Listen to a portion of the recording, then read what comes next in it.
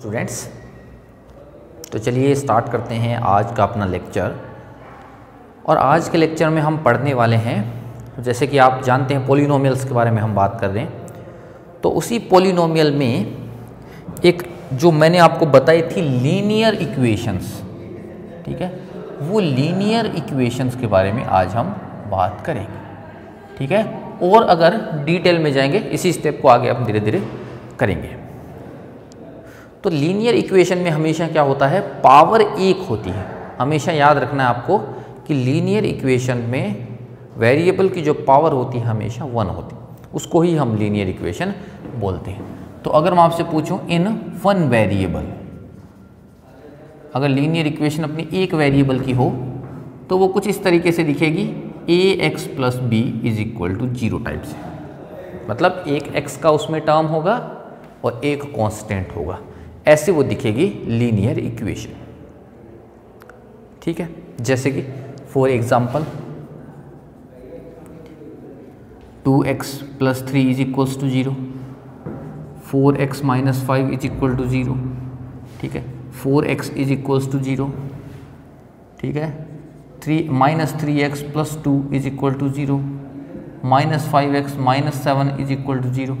तो इस तरीके की जो भी चीज़ होगी, और y में देख लो, जैसे कि 3y minus 2 is equal to 0, ठीक है, y minus 7 is equal to 0। तो इस तरीके की जो भी इक्वेशंस होती हैं जिनमें पावर 1 होती है और नंबर ऑफ वेरिएबल एक होता है, 1 होता है, तो उसको हम बोलते हैं linear equation in one variable. इन सभी का नाम क्या है? इन सभी का नाम है linear equation in one variable.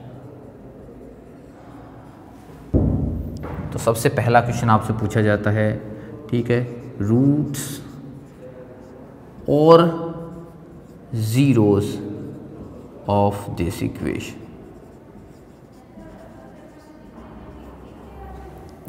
इसके रूट क्या होंगे, जीरोस क्या होंगे? तो हमेशा याद रखना आपको, हमेशा, ठीक है, linear equation in one variable has exactly one root. इस इक्वेशन का एग्जैक्टली एक रूट होता है, और वो रूट कैसे निकालते हैं? सॉल्व करके।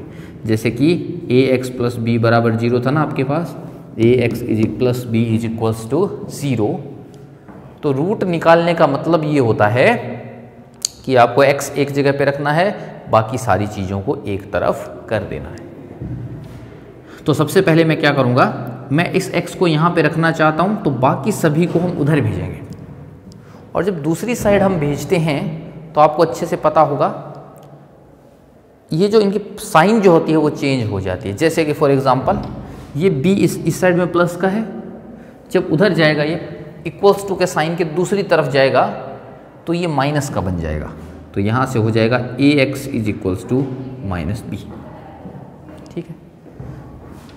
इधर जो a है x के साथ मल्टीप्लाई में है, तो उस साइड जाएगा तो वो क्या हो जाएगा, डिवाइड में हो जाएगा। इसीलिए x is equals to minus b divided by क्या हो जाएगा, ठीक है। तो ये जो आएगा इसको हम बोलते हैं रूट ऑफ दिस इक्वेशन। जैसे कि फॉर एग्जांपल पहले का रूट निकालते हैं। हमको बोला गया 2x plus 3 is equals to 0 के लिए फाइंड रूट। कोई बात नहीं सर, सबसे पहले 3 को उस साइड भेजेंगे, तो यहाँ पे बन जाएगा 2x is equal to minus 3। Multiply में है, उधर जाएगा तो किस में हो जाएगा, डिवाइड में, तो x is equals to minus 3/2। ये इसका रूट आ जाएगा, x is equal to minus 3/2। दूसरा, ठीक है, अभी सभी का कर सकते हैं ना। जैसे कि सेकंड वाला करके दिखाता हूँ, ये वाला करते हैं। 4x minus 5 is equal to 0, 5 को उस साइड भेजेंगे तो 4x इज इक्वल टू कितना हो जाएगा, 5। तो x इज इक्वल टू कितना हो जाएगा, 5 डिवाइडेड बाई 4। 4 मल्टीप्लाई में है, उधर जाएगा तो डिवाइडेड बाई में हो जाएगा, ठीक है। तीसरा 4x इज इक्वल टू 0। अभी एक्स अकेला ही है, ये 4 इसके साथ में मल्टीप्लाई है, उस साइड जाएगा तो डिवाइड में हो जाएगा। तो x is equal to 0 divided by 4, कितना आंसर आ जाएगा? 0 में 4 से डिवाइड करेंगे तो आंसर कितना आ जाएगा? 0 ही आ जाएगा। ठीक है, नेक्स्ट अगला क्वेश्चन क्या है? -3x + 2 is equal to 0। तो यहाँ पे -3x तो बचेगा ही बचेगा, ये उधर चला जाएगा। ठीक है, तो किसका बनेगा? -2 का। ये इधर +2 है, उधर जाएगा तो -2। ठीक है, तो यहाँ पे -3 मल्टीप्लाई में है, उधर जाएगा तो डिवाइड में हो जाएगा। तो x is equals to -2 -3, minus से माइनस कट जाएगा, आंसर आ जाएगा 2/3। ठीक है, फिर आते हैं इसके ऊपर, -5x -7 is equal to 0। -5x को यहीं रखा, माइनस के 7 को उधर भेजा, जो 7 है वो पहले नेगेटिव था, उस साइड गया तो ये कैसा बन जाएगा? पॉजिटिव, तो ओनली 7 आ जाएगा। अब x इज इक्वल टू कितना आएगा? ये -5 जो है वो मल्टीप्लाई में है, उधर जाएगा तो डिवाइडेड बाई में हो जाएगा। तो 7 डिवाइडेड बाई -5 यानी -7/, ये इसका आंसर आ जाएगा। कर सकते हैं। तो बहुत इजीली ये सारे क्वेश्चंस हम कर सकते हैं जब भी हमसे पूछा जाता है ज़ीरोज़ के बारे में। तो आई होप ये दोनों आप आराम से कैलकुलेट कर सकते हो। इधर से y इज इक्वल्स टू 2/3 आ जाएगा, चेक कर लेना इतना ही आता है क्या, और यहाँ से y इज इक्वल टू 7 आ जाएगा, तो चेक कर लेना यही आंसर आता है क्या। तो ये तो मैंने बात करी है कि अगर एक वेरिएबल हो तो कैसे हम काम करेंगे। लीनियर इक्वेशन में अगर एक वेरिएबल हो तो कैसे काम करेंगे। ठीक है, अब बात करते हैं दूसरी चीज, इन 2 वेरिएबल। तो 2 वेरिएबल की लीनियर इक्वेशन कैसे दिखती है? ax + by + c is equal to 0 type से। एक उसमें x का टर्म होगा, एक उसमें y का टर्म होगा, एक उसमें कांस्टेंट टर्म होगा, इज इक्वल टू में 0। तो ऐसी इक्वेशन को हम क्या बोलते हैं? लीनियर इक्वेशन इन 2 वेरिएबल। इनको सॉल्व करना आपसे पूछा जा सकता है। इनको सॉल्व करने के अलग अलग मेथड होते हैं, ये हमसे पूछा जा सकता है। सॉल्व करने का मतलब क्या होता है? x और y की वैल्यू ढूंढना। सबसे पहले तो एग्जाम्पल लेते हैं। चलिए, अगर एग्जाम्पल देखें तो हम बोलेंगे sir 3x + 2y - 5 is equal to 0 linear equation है क्या? तो आप बोलोगे बिल्कुल है सर, पावर 1 है। फिर आपने बोला sir -3x - 5 is equal to 0 linear equation है क्या? बिल्कुल है, लेकिन वेरिएबल कितना है इसमें? एक ही वेरिएबल है, कोई बात नहीं है। फिर किसी ने पूछा -3x, ठीक है, +y - 5 इज इक्वल टू 0। फिर किसी ने पूछा, ठीक है, -2x - 7y + 3 is equal to 0। तो इस तरीके से, जैसे कि किसी ने लिखा 2x + y is equals to 0, ये भी एक लीनियर इक्वेशन है। तो कैसे भी आप लिखो, अगर पावर 1 है तो वो लीनियर इक्वेशन होगी, और अगर वेरिएबल 2 हैं तो वो होगी लीनियर इक्वेशन इन 2 वेरिएबल। लीनियर इक्वेशन इन 2 वेरिएबल। ठीक है, ठीक है। दूसरी इंपॉर्टेंट बात क्या है? इट ऑलवेज represents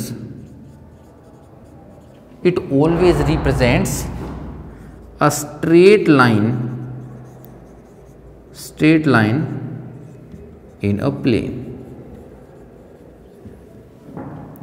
ये हमेशा ही एक स्ट्रेट लाइन को रिप्रेजेंट करेगी। तो जैसे ही आप ऐसे स्ट्रेट लाइन बनाओगे और मैं पूछूं इस स्ट्रेट लाइन की इक्वेशन क्या होगी, तो आप बोलोगे sir ax + by + c is equal to 0। यही इस स्ट्रेट लाइन की इक्वेशन होती है। स्ट्रेट लाइन समझते हैं ना? सीधी कोई भी एक लाइन ड्रॉ कर दी। मैंने पूछा बताओ ये दूसरी स्ट्रेट लाइन है, इसका नाम बताइए। तो आप बोलोगे सर ए तो मैंने यूज़ कर लिया है, तो मैं ए यूज़ कैपिटल कर लेता हूँ, ax + by + c is equal to 0। ये दूसरी लाइन है। ऐसी एक तीसरी बना दूंगा तो क्या बोलोगे सर वो तीसरी लाइन होगी, चौथी बना देंगे तो क्या होगा चौथी लाइन होगी। लेकिन ये सारी की सारी किससे रिप्रेजेंट कर सकते हैं, एक स्ट्रेट लाइन से रिप्रेजेंट कर सकते हैं, या फिर उल्टा कि सारी स्ट्रेट लाइन एक इक्वेशन से रिप्रेजेंट हो सकती हैं जो होती है हमेशा लीनियर इक्वेशन।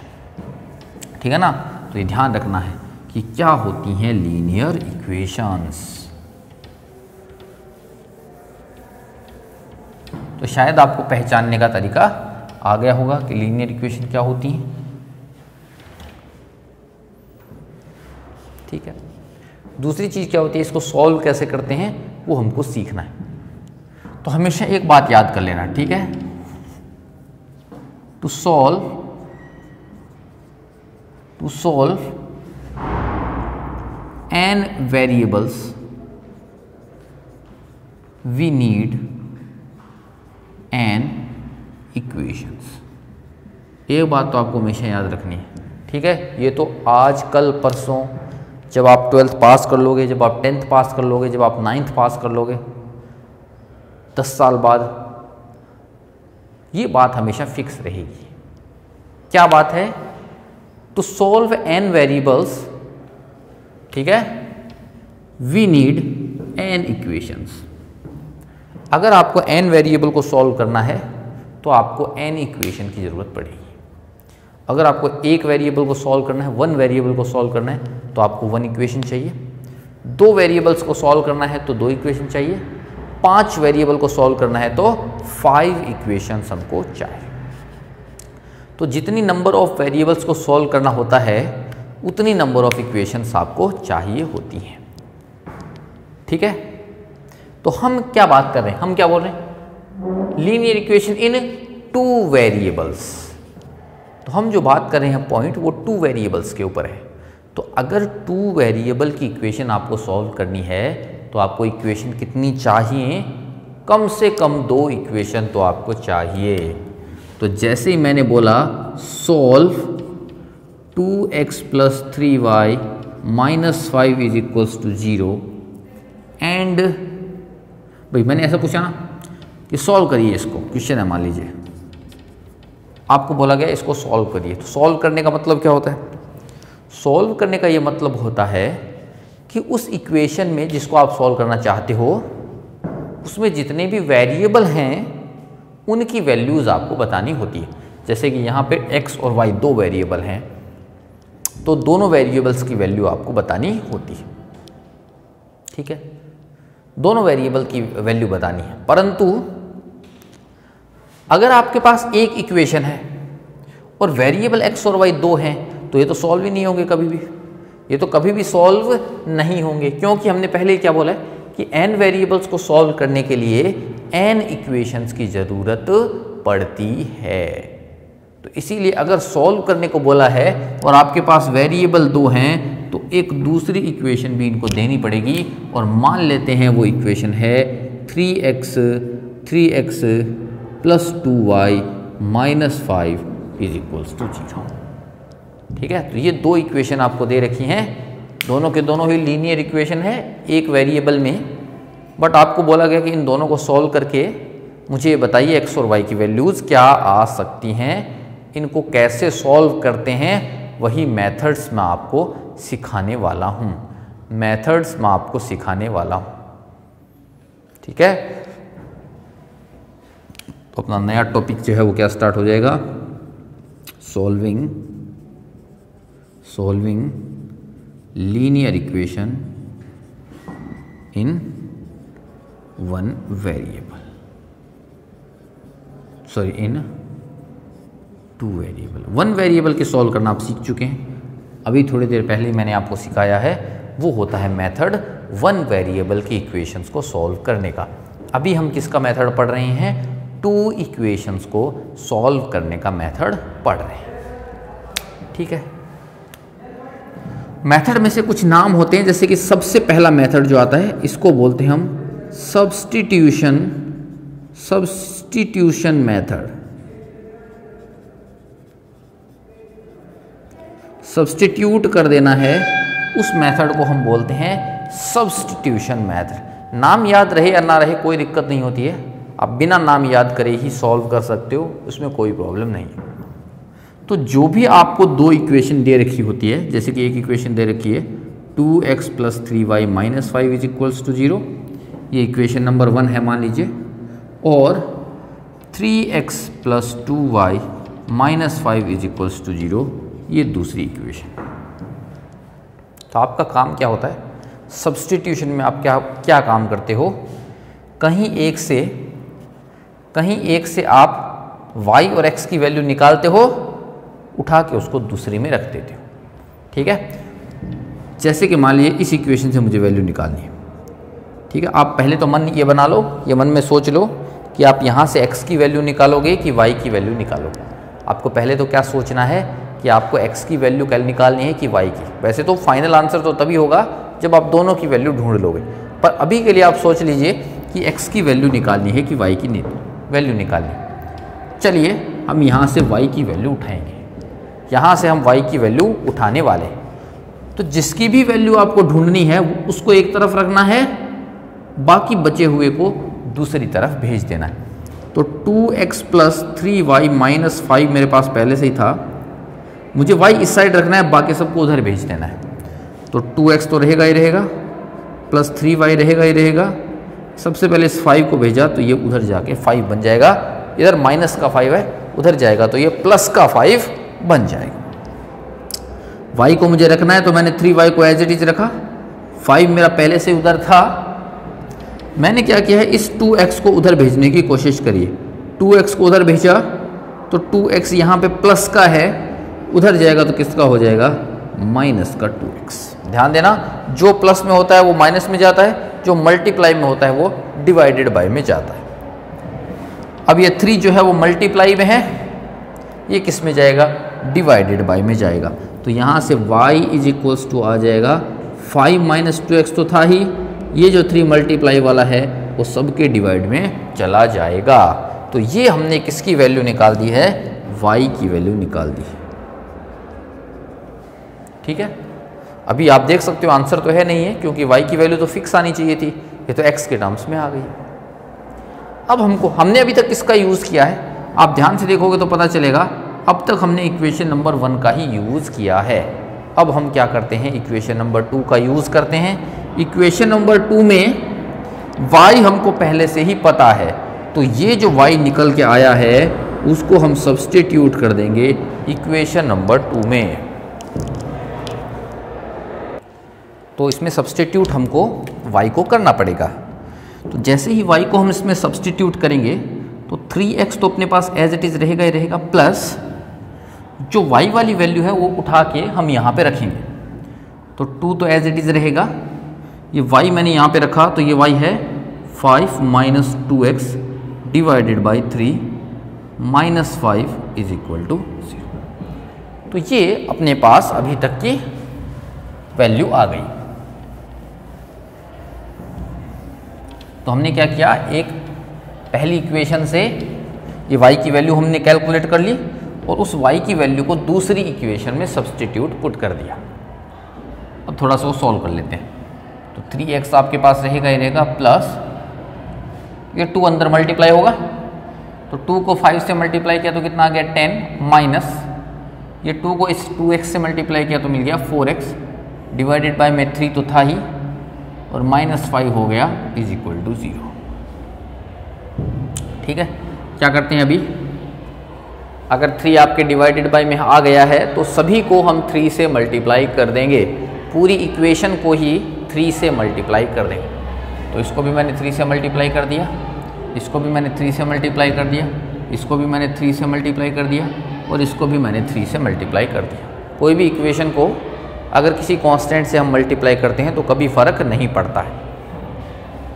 तो 3 × 3 कितना हो गया 9x, प्लस ये 3 से 3 कैंसिल हो जाएगा, इधर बचेगा 10 - 4x, माइनस 5 × 3 करेंगे तो 15, ये करेंगे तो 0 को 3 से मल्टीप्लाई करेंगे 0 आंसर आ जाएगा। ठीक है, 9x 4x, 9x प्लस के हैं, 4x माइनस के हैं। ठीक है, तो अल्टीमेटली 5x प्लस का बचेगा, प्लस का 9 माइनस का 4, तो अल्टीमेटली कितना बचेगा, प्लस का 5 बच जाएगा। यहाँ पे प्लस के 10 है, यहाँ माइनस के 15 है, तो एक माइनस का 5 बच गया इज इक्वल टू 0। शायद आपको समझ में आया होगा। प्लस में से माइनस को हमने कम कर दिया, दोनों प्लस के हैं तो ऐड कर देंगे, दोनों माइनस के हैं तो भी ऐड कर देंगे। ठीक है, अब x हमको निकालना है, 5 को उधर भेज दिया तो 5x इज इक्वल टू में हो गया 5, तो x इज इक्वल्स टू में हो गया 5/5 यानी 1। तो x की वैल्यू हमको कितनी मिल गई है, 1 मिल गई है। अब अगर x कैलकुलेट हो गया, y हमने पहले ही कैलकुलेट कर लिया था कि सर y की वैल्यू तो पहले से ही 5 - 2x/3 थी। y की वैल्यू तो पहले से ही 5 - 2x/3 थी। x हमने अब कैलकुलेट कर लिया है तो x को वापस से सब्सटीट्यूट कर देंगे, तो y इज इक्वल्स टू आएगा 5 - 2 इंटू x की जगह हमने 1 रखा और डिवाइडेड बाय में 3, तो ये आ जाएगा y is equals to 5 - 2 divided by 3 यानी 3 डिवाइडेड बाय 3, तो y इज इक्वल टू भी आ जाएगा। तो यहाँ से हमको क्या आइडिया लगा कि सर x की भी वैल्यू 1 होगी और y की भी वैल्यू 1 होगी। तो इसी तरीके से हमको सोल्व करना होता है सब्स्टिट्यूशन मेथड। ठीक है, एक दो एग्जांपल और लेते हैं और अच्छे से आपको समझ में आने वाली है बात। Solve 2x - y + 7 is equals to 0, 3x + 2y - 5 is equal to 0।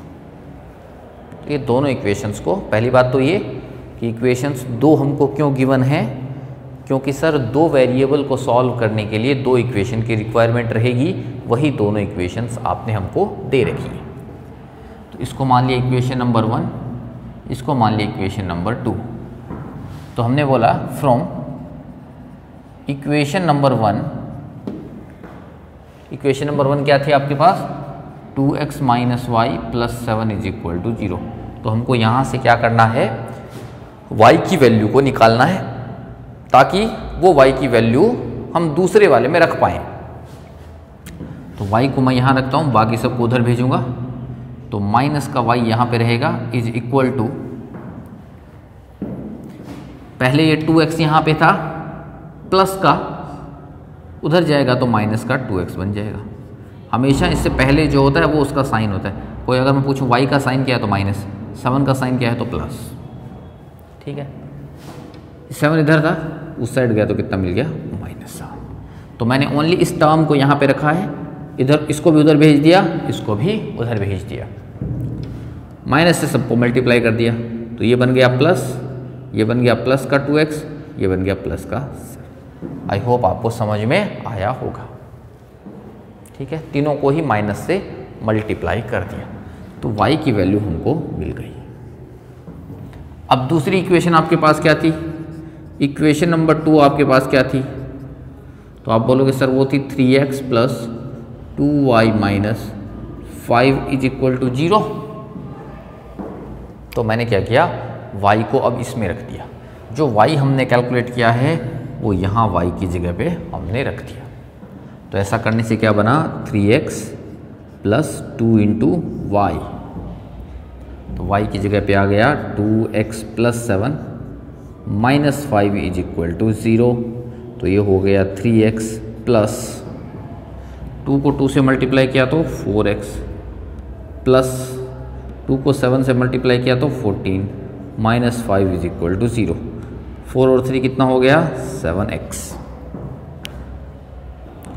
14 में से 5 गया plus 9 is equal to 0।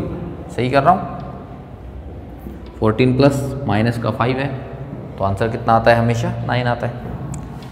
7x को इधर रखा, 9 को इस साइड भेजा तो ये -9 आ गया, तो x बराबर x इज इक्वल टू कितना आ जाएगा, -9 तो था ही, डिवाइडेड बाय में चला जाएगा 7, तो x की वैल्यू आ जाएगी -9 डिवाइडेड बाय 7। अब तो कुछ भी नहीं है सर, y हमको पहले से ही पता था, y is equal to 2x + 7, ये हमने पहले ही कैलकुलेट कर लिया था यहाँ पे। y is equal to 2x plus 7 हमने पहले ही कैलकुलेट कर लिया। तो अब y बराबर 2 इंटू एक्स की जगह पे ये वैल्यू हम लिख देंगे। तो x की जगह पे आ गई -9/7 और यहाँ पे आ जाएगा +7। y is equal to multiply किया तो -18/7 और प्लस में कितना आ जाएगा 7। इसके नीचे कुछ भी नहीं है तो हमने 1 कर दिया। एलसीएम लेते हैं, दोनों का एलसीएम कितना आ जाएगा 7, ये बनेगा -18 प्लस ये बनेगा 49। ठीक है, शायद ऐड करना आपको आता है इसीलिए मैं सीधा ही ऐड कर रहा हूँ। तो ऐड कर दिया हमने, दोनों को इस तरीके से ऐड कर दिया। अब -18 प्लस 49, तो 49 में से 18 हमको घटाना पड़ेगा। 49 में से 18 घटाना आप सबको आता है। 49 में से अगर आप 18 को कम करोगे तो ये कितना मिलेगा आपको 31 मिलेगा। तो यहाँ से आ गया आपका 31 डिवाइडेड बाई 7, ये आंसर आ जाएगा। तो x का भी आंसर मिल गया है, y का भी आंसर मिल गया है, यही बस हमको करना था। क्लियर है? तो इस तरीके से लीनियर इक्वेशंस को आराम से हम सॉल्व कर सकते हैं। फटाफट एक एग्जांपल और देख लेते हैं।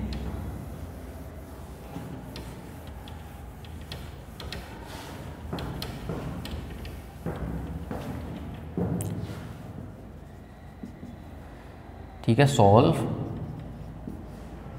2x - 5y plus 3 2x - 5y plus 2 is equals to 0, x plus 7 y plus 3 is equal to 0। ये दोनों इक्वेशंस को करते हैं सॉल्व। तो सबसे पहली इक्वेशन हमने उठाई, यहाँ से y निकालते हैं। तो पहली इक्वेशन है क्या, 2x - 5y plus 2 is equal to 0। मैंने इसको यहीं पे रखा, -5y इज इक्वल टू, पहले इसको भेजा तो ये -2x बन गया, फिर इसको भेजा तो ये -2 बन गया।